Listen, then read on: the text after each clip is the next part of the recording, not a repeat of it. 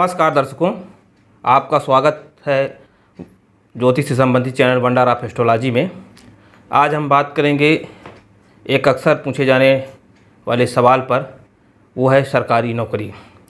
क्या सरकारी नौकरी का योग है आपकी कुंडली में अथवा नहीं। वीडियो शुरू करने से पहले यदि अभी तक आप लोगों ने चैनल को सब्सक्राइब नहीं किया है तो सब्सक्राइब कर लें।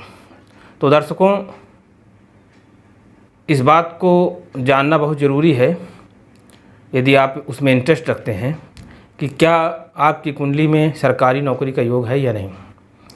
तो ये देखिए, उदाहरण के तौर पर मैंने एक कुंडली ली हुई है और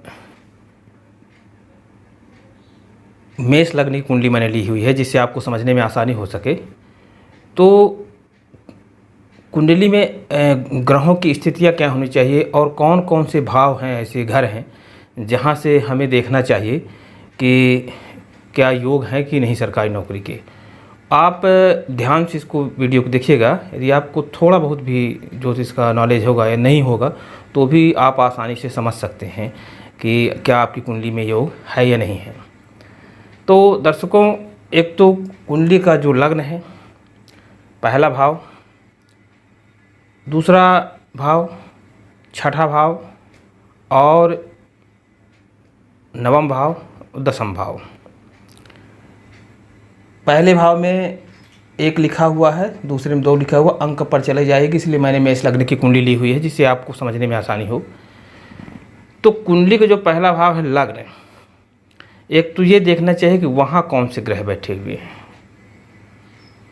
और दूसरे भाव में कौन से ग्रह बैठे हुए हैं, छठे भाव में कौन से ग्रह बैठे हुए हैं, नवम में या दसम भाव में।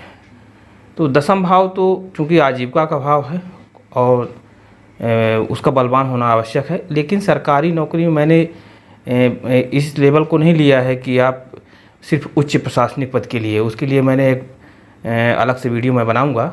लेकिन यहाँ पर सरकारी नौकरी से तात्पर्य यह है कि छोटी से छोटी नौकरी या बड़ी से बड़ी नौकरी सभी जो है इस योग में आए, क्योंकि आप कुंडली में जब नौकरी का योग होगा तभी वो मिलेगी, चाहे वो बड़ी नौकरी हो चाहे छोटी नौकरी हो। तो एक तो ये ध्यान रखने की बात है कि सरकारी नौकरी का जो सबसे बड़ा कारक ग्रह है वो सूर्य है। तो सूर्य का जो संबंध है वो लग्न से, दसम भाव से या छठे भाव से या द्वितीय भाव से होना आवश्यक है। नहीं भी यदि है तो बृहस्पति या मंगल का संबंध जो है दसम भाव, जहाँ 10 लिखा हुआ है, यदि यहाँ बृहस्पति मंगल बैठे हों या चतुर्थ भाव में बैठ करके देख रहे हों या अपनी उच्च राशि में हों तो भी योग बनता है। एक बात और, कुंडली का जो छठा भाव है वो नौकरी का भाव है, सेवा का भाव है। सरकारी नौकरी का मतलब है कि आप शासन के, गवर्नमेंट के नौकर हैं, उनकी नौकरी कर रहे हैं, तो वो उनके द्वारा आपसे सेवा ली जा रही है। तो छठा भाव जो है तो नौकरी के लिए बहुत महत्वपूर्ण भाव है। इसका यदि संबंध है दसम भाव से किसी भी प्रकार हो जाए, चाहे छठेश की और दसमेश की युति हो जाए या दसमेश कहीं बैठ के छठे भाव को देखे तो भी नौकरी का योग बनता है। इसके अलावा ये भी देखना आवश्यक है कि आपकी कुंडली में हो सकता है कि नौकरी का योग हो लेकिन वो कम मिलेगी। अक्सर ये भी सवाल पूछे जाते हैं मुझसे कि मुझे नौकरी कम मिलेगी। तो ये तो बात सत्य है कि यदि आपकी कुंडली में नौकरी का योग है लेकिन दशाएं, अंतर दशाएं यदि वो उस समय नहीं मिलती हैं तो वो वहाँ पर आपको नौकरी नहीं मिल पाएगी, जब चलेंगी तभी मिलेगी। तो यहाँ पर देखिए, जो मैंने अभी तक सैकड़ों कुंडलियाँ देखी हैं सरकारी नौकरी वालों की, तो या तो लग्नेश की दशा होती है, द्वितीयेश की दशा होती है या छठेश की दशा होती है, नवमेश की दशा होती है, दसमेश की दशा होती है, कभी कभी एकादश की भी दशा होती है। या इन भावों में, जहाँ की मैं बात करूँ, इन भावों में जो ग्रह बैठे हुए हों उनकी दशाएं हों, माने भावेश की दशा हो या उस भाव में जो ग्रह विराजमान है उनकी दशा हो। एक बात। दूसरी बात क्या है कि गोचर कुंडली भी इसमें देखना आवश्यक है कि इस टाइम पर गोचर में क्या चल रहा है आपका। तो गोचर में आप अगर देखेंगे तो चूँकि छठे भाव को मैंने कहा, छठा भाव सेवा का भाव है, नौकरी का भाव है, और उसका जो कारक ग्रह है वो शनि है।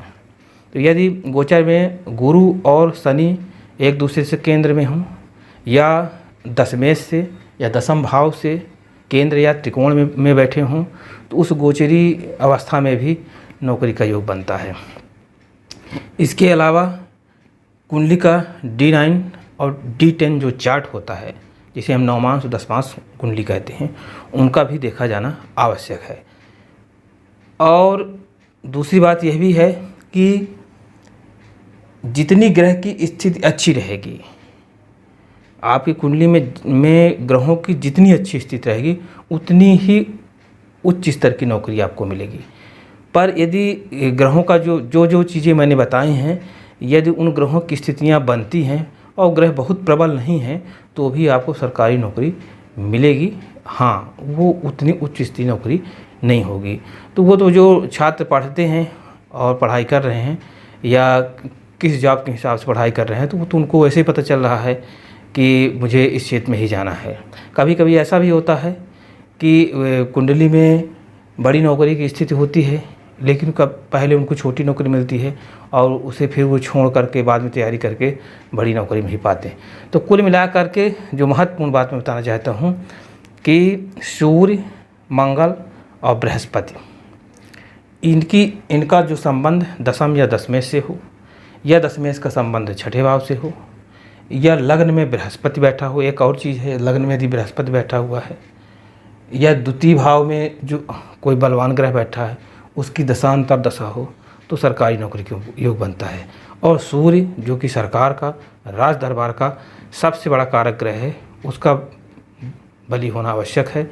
यदि वो अपनी नीच राशि में है या बहुत ही कमज़ोर अंशों में है, डिग्री उसकी कमज़ोर है, तो दिक्कत पड़ सकती है। इसलिए सरकारी नौकरी की जो लोग चाह रखते हैं, उन्हें सूर्य को प्रबल बनाने के लिए कुछ उपाय अवश्य करने चाहिए। जैसे सूर्य का ही एक मंत्र है, ओम घृण सूर्याय नमः, उसका एक माला जाप कर सकते हैं। या सूर्य की ओर, सूर्य को जो है प्रतिदिन जल से अर्घ्य दें, और पिता का अपमान न करें, उनके चरण छू करके आशीर्वाद लें, क्योंकि पिता जो है तो जीवित सूर्य का सबसे बड़ा कारक है। तो आज के लिए इतना, धन्यवाद। और आगे आने वाली वीडियो में मैं आपको ये बताऊंगा कि उच्च प्रशासनिक पदों के लिए क्या योग होते हैं कुंडली में। धन्यवाद। हमारे चैनल को सब्सक्राइब करें और साथ में दिए गए घंटी के निशान को दबाना ना भूलें।